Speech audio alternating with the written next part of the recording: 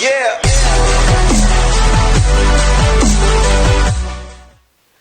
Hey everyone, welcome back to the channel for the first video in quite some time. I'm sure you noticed I've been on a bit of a hiatus.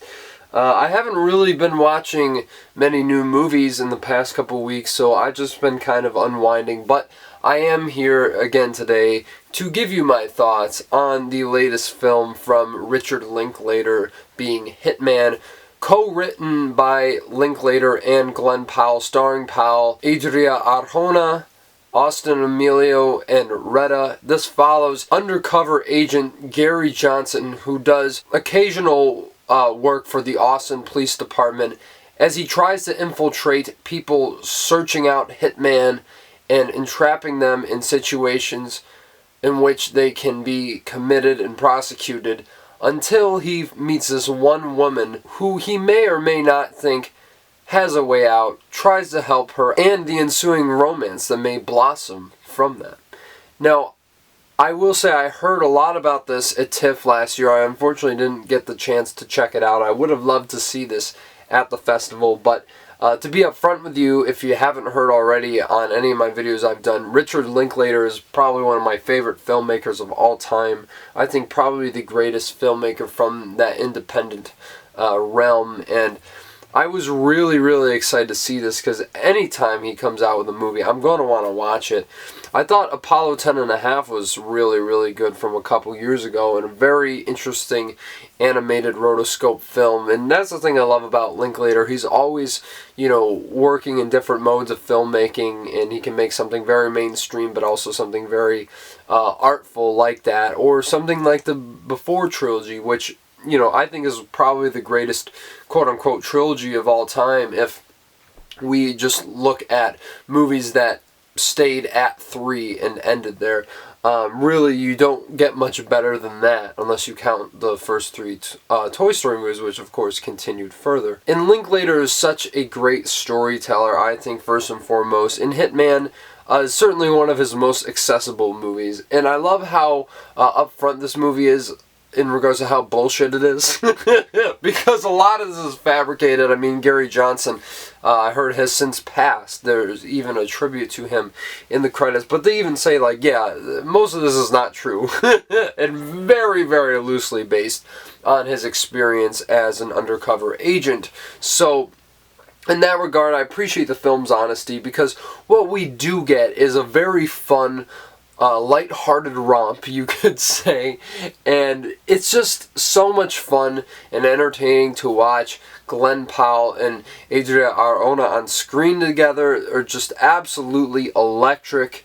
And Glen Powell, man, I mean, this is the best I've probably seen him in anything, because he's given so much to do with this role, inhibiting these other personalities and putting himself in situations where he has to, like, talk his way out of it and convince the other person on the other side of the table that he's the guy that they need to get this job done, and just to completely pull the rug from underneath them afterwards. It's absolutely phenomenal, and also really is very much a character study of this guy, Gary Johnson, and him trying to find his footing in his own personal life and his own self-confidence, and the way that kind of blossoms through what he does throughout this film is truly brilliant. I think it's like one of those performances that's a bit more subtly engrossing and engaging, and the character work is very well followed all the way to the end of this film. And I got to give a lot of props to Glen Powell, because he's just an absolute movie star. His charisma is unbelievable,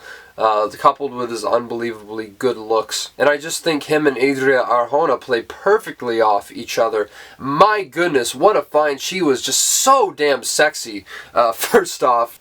But my goodness, she really brings it in all the scenes that she's in. Truly a scene stealer in this. And I just think her chemistry with Glen Powell is absolutely off the charts. Some of the steamiest scenes of the year, which almost makes Challengers look light in comparison, truly. It's just really tasteful and sensual. I absolutely loved those two together, and I loved their evolving dynamic throughout this entire movie. And there's a sensitivity that she brings to the role especially that I think wouldn't work without her in this role, and something that I certainly think makes you endear yourself towards her character because of it.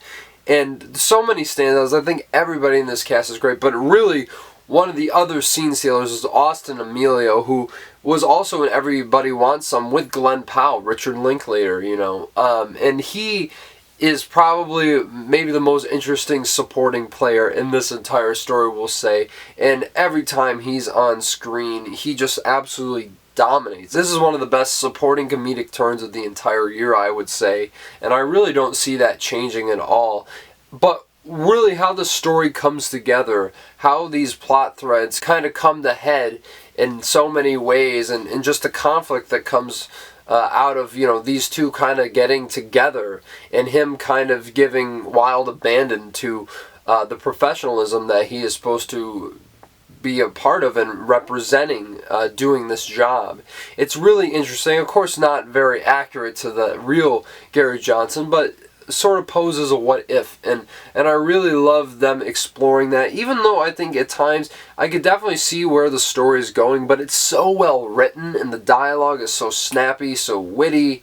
It really draws you in, and I think the actors just portray it so splendidly, and their charisma is just unbelievable. You're drawn to them every second they are on screen delivering this dialogue, you know, interacting in these scenarios, which are so well constructed. I can't emphasize that enough. My only thing is, I think the ending, while yet again so well written and so well executed from a screenplay standpoint, I think it is a little over the top, and I think a lot of people will take issue with that. Not everybody, but I certainly had my reservations about it when the movie ended. But I really also do like where they wrap this story up. It's kind of, you know, not to give it away, but I think it's very playful in a way that I think makes this a fun summer movie that everyone is going to remember for a bit and kind of talk about. It's not going to garner the same amount of attention or acclaim as something like Boyhood or anything like that, but I do think that this is definitely one that you have to check out on Netflix. I mean, yet again, I'm always down for a new Richard Linklater flick, and this one certainly ranks amongst the better ones in his filmography. Not his absolute best, it's not the Before films, it's not Boyhood, but even so, I definitely think it's worth a watch nonetheless, and I'm going to give it a 8 out of 10, a very strong one at that, just because I had such a blast watching this movie. The laughs are pretty consistent all the way throughout, and yeah, I was just engaged through a lot of these different situations that these characters were put in, that they were written into, and yet again, the way they pull themselves out of these situations or otherwise is truly why you stay and watch this movie. And of course, for the amazing, amazing chemistry between the two leads. And yeah, this is a really fun movie, so definitely check it out on Netflix if you haven't already. But of course, smash the like button and subscribe to the channel if you like this review. And also comment down below what you thought about Hitman. Did you have the issues that I had with it, maybe even a bit more so? Or did you absolutely love this movie? Do you think this is one of Linklater's best? Would love to hear all that and more in the comments. And of course, I hope you guys tune in to my next video that I'm going to be posting on the channel, which should be my review to the highly anticipated Inside Out 2, which I think is my most anticipated movie for the rest of the year. Nothing's going to come quite close to the excitement I have for this film, and I can't wait to get into what's hopefully a new Pixar classic. So yeah, guys, that's going to be it for my review today. Glad that you could come and tune with me once again into this channel, and until the next video, I'll talk to you guys later.